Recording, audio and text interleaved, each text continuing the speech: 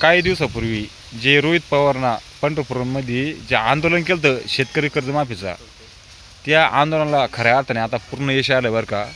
आणि जी सरकारनं 50,000ची जी अटकली होती ती मागणी आता शिथिल करण्यात आली बरं का.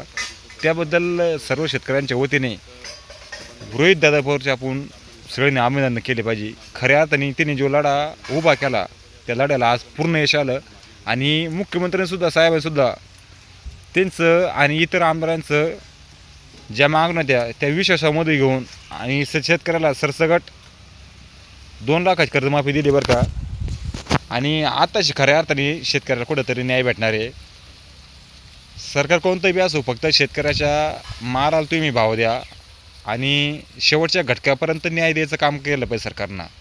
याच्या मागे काँग्रेसचा संबळ तुम्ही आणखीन 10-20 वर्ष सरकार सांभाळा. शेतकऱ्याला काही घेणं नाही. तुम्ही पक्ष फोडले, इकडं आमदार तिकडे गेला, त्या आमदाराला 100 कोटी दिले. शेतकऱ्याला काहीच घेणं नाही. शेतकऱ्यांच्या फक्त मालाला तुम्ही भाव द्या, नाही तर व्हायचं काय, तुम्ही कर्जमाफी द्यायची इकडे पूर्ण ठोकून टाकायची कांद्याची कपाशीची. तसं करू नका तुम्ही. फक्त भले तुम्ही एक वेळेस लाडकी बहीण बंद करा, काय अडचण नाही, पण शेतकऱ्याला वाता येऊन तेवढा जोगू द्या. तुम्ही खा आणि दुसऱ्याला खाऊन द्या. पण तुम्ही कसं म्हणायचं भाजप सरकार, नाम हम खायगे ना खाणे दोंगे. तर माझ्या काळामध्ये तुम्हीच खाल्लं जास्त पण शेतकऱ्याला खाऊन दिलं नाही. तसं करू नका. सरकार आज वाढलं, तुम्ही 10-20 वर्ष तुम्हीच सांभाळा.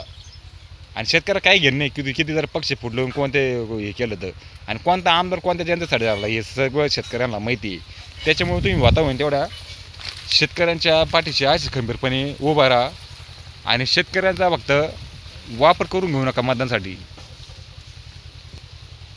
आणि येणाऱ्या काळामध्ये तुम्ही शेतकऱ्याच्या मालाला हमी भाव ठेवा. आता आज गरज आहे हमी भावाची. आज खताच्या किमती भरमसाठ वाढल्या, औषधाच्या किमती वाढल्या आणि शेतकऱ्यांचा भरमसाठ खर्च वाढला आणि उत्पन्न दाम दुप्पट झालं नाही. त्याचं शेतकऱ्याचं उत्पन्न चौपट कसं होता येईल हे सरकारनं पाहायला पाहिजे. आणि खरंच रोहितदादाच्या ज्या मागण्या होत्या त्या पूर्ण मागण्या आल्या आणि त्यांच्या आंदोलन 100% पूर्ण यश आलं. पहिलं जी 50,000 रुपये भरून नोटीस करायची होती, आता ती 8 शिथिल करण्यात आली. आता जवळपास 90% लोकांना कर्जमाफीच फायदा होणार आहे. 90-95% लोकांना, म्हणजे गोरगरिबांच्या शेवटच्या घटकापर्यंत ही कर्जमाफीचा लाभ पोचणार आहे. आणि त्यामुळं आपण मुख्यमंत्री साहेबाची ज्यावेळेस त्यांनी काम चांगलं केलं त्यावेळेस त्यांना श्रेय दिलं पाहिजे. त्याबद्दल देवेंद्र फडणवीसचे मानपासून अभिनंदन आहे.